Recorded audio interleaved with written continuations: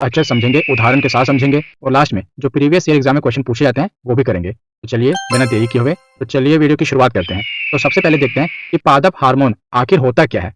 तो पौधों को अपनी वृद्धि और विकास के लिए सूर्य के प्रकाश, पानी, ऑक्सीजन तथा खनिजों की आवश्यकता होती है। ये तो बाहरी कारक हैं जो बाहर से मिलते हैं, लेकिन इसके अलावा कुछ आंतरिक कारक भी होते हैं जो कि पौधों की वृद्धि और विकास को नियंत्रित करते हैं, और इन्हीं को प्लांट हार्मोन या पादप हार्मोन कहा जाता है, और इन्हीं को फाइटो हार्मोन भी कहते हैं। प्लांट हार्मोन को ही फाइटो हार्मोन कहते हैं। तो पौधे के विकास के लिए पानी चाहिए, ऑक्सीजन चाहिए, खनिज चाहिए, जो कि हम इसे बाहर से दे देते हैं। सूर्य का प्रकाश भी चाहिए, ये भी बाहर से मिल जाता है।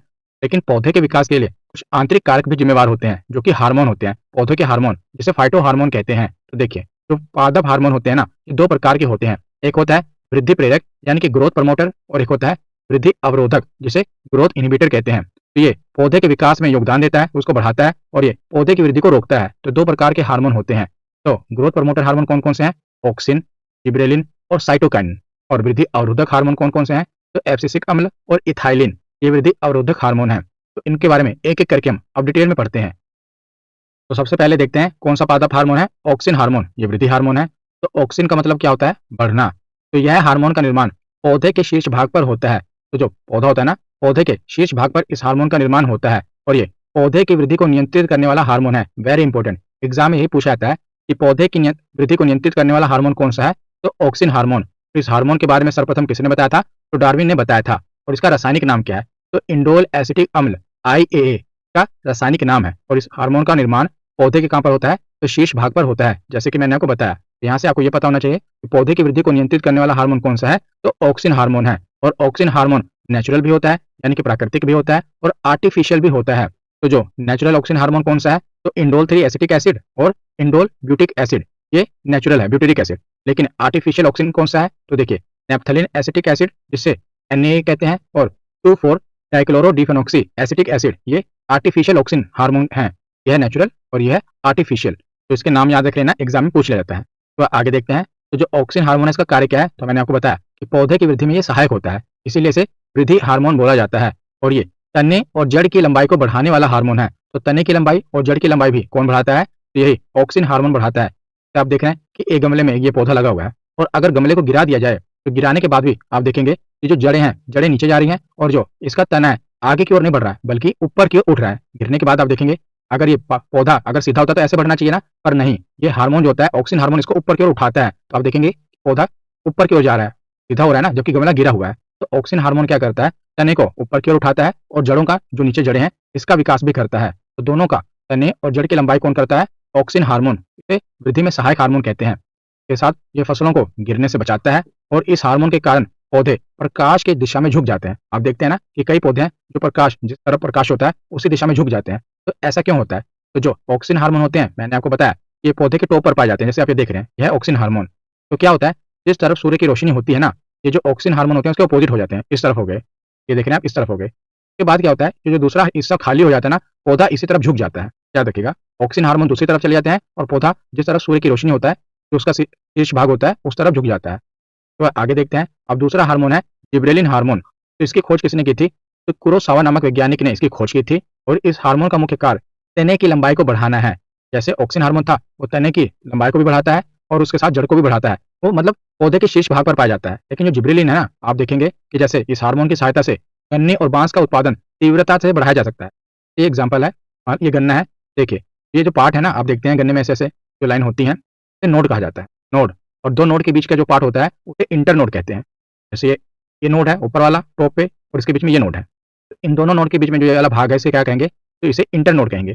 तो जो जिब्रेलिन हार्मोन है ना, यही इंटर नोड को बढ़ाता है। हर पौधे में होता है, तो कोई भी पौधा हो, ये पौधा होता है, तो जहाँ से तना निकलता है ना, एक और नीचे से तना निकला है, उसके बीच वाला जो भाग है वो क्या है? तो वो इंटर नोड है। ये जो जिब्रेलिन है ना, ये क्या करता है? इंटर नोड को बढ़ाता है। जिससे क्या होगा? जाहिर सी बात है, तने की लंबाई बढ़ेगी। लेकिन जो ऑक्सिन हार्मोन होता है वो टॉप पर होता है, पौधे के शीर्ष भाग पर होता है। और उसके बाद ये बीज प्रसुप्ति यानी कि सीड डोर्मेंसी को तोड़ता है, और बीजों का अंकुरन कराता है। ये बहुत इंपॉर्टेंट है। ये जो बीज होता है ना, बीज जब भूमि में दबाया जाता है, उसके बाद जब वो अंकुरित होता है, तो अंकुरन का काम कौन करता है?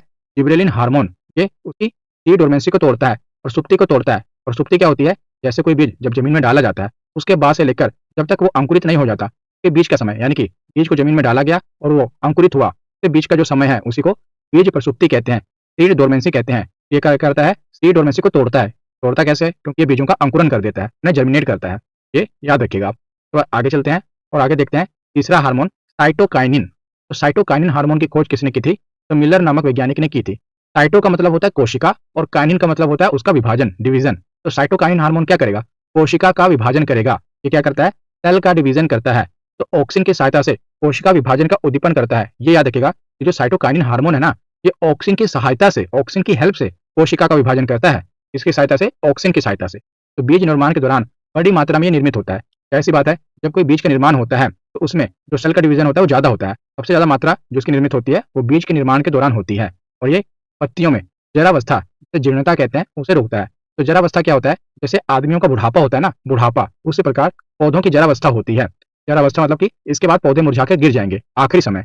ये क्या करता है? पत्तियों की जरावस्था को रोकता है, क्योंकि सेल का डिवीजन कर रहा है। सेल, नए नए सेल बनेंगे तो क्या होगा? पौधा एकदम तरोताजा रहेगा ना। नए नए सेल बनेंगे तो पौधा, सेल से मिलकर ही तो पौधा बनना है। छोटी छोटी जो कोशिकाएं हैं, अगर सेल का डिवीजन होता रहेगा तो पौधे का विकास होता रहेगा। तो जब तक सेल का डिवीजन हो रहा है तो ये क्या कर रहा है? पत्ते की जरावस्था को, जीर्णता को, उसकी एज को रोक रहा है। और इसे युवा हार्मोन के नाम से भी जाना जाता है। युवा हार्मोन क्यों कहते हैं? आपको समझ आ ही गया है, क्योंकि सेल का डिवीजन कर रहा है, पौधे का विकास कर रहा है, तो जरावस्था को रोक रहा है, तो इसीलिए इसे युवा हार्मोन कहते हैं। और ये हार्मोन पौधे में प्राकृतिक रूप से नहीं पाया जाता है। इसके दो रूप हैं, एक तो काइनेटिन और एक जियाटिन। आरएनए और प्रोटीन बनाने में भी जो जिबरेलिन हार्मोन है ना, ये आरएनए और पौधे में प्रोटीन बनाने में भी उपयोगी होता है। तो साइटोकाइनिन का काम क्या है? तो सीधा सा काम है इसका कोशिका का विभाजन करना, और ये पत्तियों की जरावस्था को रोकता है, यानी कि उनकी जीर्णता को, बुढ़ापे को समझ लीजिए, रोकता है। अगला हार्मोन है एब्सिसिक एसिड। तो इसकी खोज एडिकोट नामक वैज्ञानिक ने की थी, और इसे एबीए के नाम से भी जाना जाता है। एबीए यानी कि एब्सिसिक एसिड। तो ये एकमात्र ऐसा हार्मोन है जो कि एसिड के रूप में, अम्ल के रूप में पाया जाता है, और यह विकास को रोकता है। याद रखिएगा, ये पौधे के विकास को रोकता है, इसीलिए इसे वृद्धि अवरोधक हार्मोन कहते हैं। तो जैसे पौधे का विकास हो रहा है, पौधे का विकास को रोकना भी जरूरी है ना। अगर मान लीजिए पौधे के विकास को रोका ना जाए तो पौधा तो पेड़ बनेगा, पेड़ से फिर वो इतना ऊपर तक पहुंच जाएगा, उसका विकास रुकेगा नहीं, फिर तो लंबा होता ही रहेगा। तो इसलिए पौधे के विकास पे विराम लगाना भी जरूरी है ना। तो इसीलिए ये वृद्धि अवरोधक हार्मोन है, जो कि एक सीमा पर जाकर पौधे के विकास पर रोक लगा देता है। और इसी को तनाव हार्मोन भी कहते हैं, स्ट्रेस हार्मोन भी कहते हैं, क्योंकि पौधे के लिए तो स्ट्रेस है ना, ये रोक रहा है उसको, तो स्ट्रेस हार्मोन भी कहा जाता है, इसे तनाव हार्मोन भी कहा जाता है। याद रखिएगा किसे? एब्सिसिक एसिड को। और ये बीज अंकुरन को भी रोकता है। तो वेरी इंपॉर्टेंट, बीज अंकुरन का रुकना भी जरूरी है। आपने, जैसे आपके घर में बीज पड़े हैं, अभी आपने उसकी बुवाई नहीं की और घर में वो अंकुरित हो जाए बिना जमीन के नीचे डाले, तो कितना वो हो जाएगा, नुकसान हो जाएगा। तो बीज अंकुरन को ये रोकता है और पत्तियों में जीर्णता लाता है। ये पत्तियों में ये क्या करता है? जीर्णता लाता है। जैसे पीछे हमने पढ़ा था, साइटोकाइनिन क्या करता है? जीर्णता को रोकता है। लेकिन जो एब्सिसिक एसिड है, पत्तियों में जीर्णता यानी कि उनका बुढ़ापा लाता है, एक तरह से वो खत्म हो जाते हैं। जैसे हरा पत्ता है, धीरे धीरे पीला पड़ रहा है एब्सिसिक एसिड के कारण, उसके बाद क्या होगा? पीला करने के बाद, पड़ने के बाद ये मुरझा जाएगा और गिर जाएगा। तो एब्सिसिक एसिड क्या करता है? इसे तनाव हार्मोन कहते हैं। ये पौधे की वृद्धि को रोकता है, बीज अंकुरन को रोकता है और पत्तियों में जीर्णता लाता है। तो आगे चलते हैं, आगे देखते हैं। तो आगे इथाइलिन, इथाइलिन हार्मोन। तो इसकी खोज किसने की थी? तो बर्ग नामक वैज्ञानिक ने इथाइलिन हार्मोन की खोज की थी। और ये एकमात्र ऐसा हार्मोन है जो कि गैस के रूप में पाया जाता है। गैसीय रूप में कौन पाया जाता है? तो इथाइलिन हार्मोन। और रात्रि के समय पत्ती और फूल की पत्तियों, कलियों को बंद करने के लिए ये जिम्मेदार होता है। तो रात के समय जो पत्ते होते हैं और फूल की कलियां बंद हो जाती हैं, उसके लिए कौन जिम्मेदार होता है? Ethylene hormone. और पत्ती, फूल और फल की जरावस्था को ये प्रेरित करता है। तो ये भी क्या करता है? पत्ती, फूल और उनकी जो फल है, उनकी जरावस्था को ये भी बढ़ाता है, प्रेरित करता है। और ये फलों को पकाने वाला मुख्य हार्मोन है। ये वेरी इंपॉर्टेंट है, यही पूछा भी जाता है कि फलों को पकाने वाला हार्मोन कौन सा है? तो इथाइलिन हार्मोन। और ये पौधों में श्वसन की प्रक्रिया को नियंत्रित करता है, इसीलिए इसे श्वसन वाला हार्मोन बोला जाता है। पौधे में जो श्वसन की प्रक्रिया होती है ना, उसको ये कंट्रोल करता है, नियंत्रित करता है, तो इसीलिए इसे श्वसन वाला हार्मोन कहा जाता है। तो ज्यादातर इससे ये प्रश्न पूछा जाता है कि फलों को पकाने वाला हार्मोन कौन सा है? तो फलों को पकाने वाला हार्मोन है इथाइलिन हार्मोन, और ये गैसीय अवस्था में पाया जाता है, ये भी याद रखिएगा। तो आगे देखते हैं, जो इथाइलिन हार्मोन है ना, ये वृद्धि प्रोत्साहक और वृद्धि अवरोधक दोनों का कार्य करता है। यानी कि ये वृद्धि को प्रोत्साहक भी करता है, प्रोत्साहित करता है, और उसे रोकता भी है। प्रोत्साहित क्योंकि फलों को पका रहा है, और उसके साथ साथ ये फल पकने के बाद गिरा भी दे रहा है, उसके बाद वृद्धि को रोक भी रहा है। तो वृद्धि प्रोत्साहक और वृद्धि अवरोधक ये दोनों का कार्य करता है। और याद रखिएगा कि फलों को कृत्रिम रूप से पकाने के लिए, आर्टिफिशियली पकाने के लिए एसिटिलीन, जिसे कैल्शियम कार्बाइड कहा जाता है, इसका उपयोग किया जाता है। तो देखिए, जो नेचुरली फल क्या होता है, वो पेड़ पर पकता है, लेकिन जो कैल्शियम कार्बाइड क्या होता है ना, कच्चा फल होता है, उसके ऊपर कैल्शियम कार्बाइड लगा दिया जाए, एसिटिलीन लगा दिया जाए, तो उससे क्या होता है कि कच्चा फल पक जाता है। ये फलों को आर्टिफिशियली, कृत्रिम रूप से पकाता है कौन? Ethylene hormone. तो आगे है फ्लोरिजेंस हार्मोन, इसके नाम में क्या है? फ्लोर। ये फूलों को खिलाने का कार्य करता है, नाम से क्लियर है। ये हार्मोन पत्तियों में बनता है और ये फूलों को खिलाने का कार्य करता है। इसे पुष्पीय हार्मोन भी कहते हैं और फूल खिलाने वाला हार्मोन भी कहा जाता है। तो यहाँ से यही प्रश्न पूछा जाता है कि फ्लोरिजेंस हार्मोन कौन सा है। देखिए, जो हार्मोन है ना, पौधे के जो पादप हार्मोन है, ये टोटल कितने प्रकार के हैं? तो 7 प्रकार के होते हैं। कितने? 7 प्रकार के। तो 5 प्रकार जो हमने देख लिए उसमें से 3 थे जो वृद्धि प्रेरक थे, 2 थे जो वृद्धि अवरोधक थे और ये बाकी के 2 जो बचे ये अन्य हार्मोन है वो भी हम देख ले रहे हैं। मुख्य रूप से तो 5 ही हार्मोन होते हैं और जो अन्य हार्मोन 2 हैं वो भी हम पढ़ रहे हैं। तो उसमें से एक है फ्लोरिजेंस हार्मोन जो क्या करता है, फूल खिलाने वाला हार्मोन होता है। उसके बाद एक है आखिरी क्रोमैटिन हार्मोन। तो क्रोमैटिन हार्मोन का काम क्या है, ये पौधों की घायल कोशिकाओं में बनता है जिससे पौधे की चोट ठीक हो जाती है। यानी जब पौधा डैमेज होता है तो आप देखते हैं धीरे धीरे वो फिर से रीग्रो हो जाता है, धीरे धीरे उसकी जो चोट होती है ठीक हो जाती है। वो किसके कारण ठीक होती है, तो इसी हार्मोन के कारण, क्रोमैटिन हार्मोन के कारण पौधे के कटे छटे जो डैमेज पार्ट होते हैं उसको दोबारा बनाने का ये कार्य करता है। जैसे गुलाब को तोड़कर लगाने पर वो लग जाता है एवं टूटे वाले भाग का भी विकास हो जाता है। जैसे आप देखते हैं ना, गुलाब से आप तोड़ के उसकी टहनी तोड़ के लगा देते हैं तो गुलाब हो जाता है, लेकिन जहां से आपने तोड़ा तो क्या वो उसके बाद रिपेयर नहीं होता, मतलब वैसे ही रह जाता है, नहीं ना। ये क्या करता है, पौधे की घायल कोशिकाओं को ठीक करता है, डैमेज पार्ट को रिपेयर करता है। तो यहाँ पर हमारा थियरी सेक्शन कंप्लीट होता है। अब हम प्रीवियस ईयर क्वेश्चन देखते हैं। तो पहला प्रश्न है कि निम्नलिखित में से कौन से पादप हार्मोन के प्रकार हैं, इथाइलिन, जिबरेलिन, ऑक्सिन या सारे, ये सभी पादप हार्मोन के प्रकार हैं। तो ऑप्शन डी इसका सही जवाब होगा। पहला प्रश्न है कि निम्नलिखित में से कौन सा पादप हार्मोन गैसीय रूप में पाया जाता है, ऑक्सिन, एथिलीन, जिबरेलिन या साइटोकाइनिन। कौन सा गैसीय रूप में पाया जाता है, तो एथिलीन। तो ऑप्शन बी इसका सही जवाब होगा। अगला प्रश्न है कि निम्नलिखित में से कौन सा पादप हार्मोन विकास को नियंत्रित करता है और विशेष रूप से तनों में कोशिका वृद्धि को उत्तेजित करता है। तो कौन सा ऐसा हार्मोन है जो क्या करता है, ग्रोथ को, पौधे की ग्रोथ को कंट्रोल करता है। कौन सा हार्मोन है, ये ऑक्सिन हार्मोन है। ऑप्शन बी इसका सही जवाब होगा। अगला प्रश्न है कि निम्नलिखित में से कौन सा पादप हार्मोन फलों को पकने में मदद करता है। तो फलों को पकने में मदद कौन सा हार्मोन करता है, तो ये एथिलीन हार्मोन करता है। ऑप्शन डी इसका सही जवाब है। तो अगला प्रश्न है कि निम्नलिखित में से कौन सा पादप हार्मोन पौधे की वृद्धि को रोकता है। पौधे की वृद्धि को कौन सा रोकता है, तो ऑक्सिन, ये तो पौधे को वृद्धि कराता है, जिबरेलिन ये भी कराता है, साइटोकाइनिन भी कराता है, लेकिन जो एब्सिसिक एसिड है ना, ये पौधे की वृद्धि को रोकता है। तो ऑप्शन बी इसका सही जवाब होगा। अगला प्रश्न है कि निम्नलिखित में से कौन सा पादप हार्मोन एक तनाव हार्मोन है, स्ट्रेस हार्मोन है। कौन सा स्ट्रेस हार्मोन है, यह है एबीए, एब्सिसिक एसिड। तो ऑप्शन डी इसका सही जवाब होगा। अगला प्रश्न है कि साइटोकाइनिन के किस गुण के कारण पादप में वृद्धि होती है।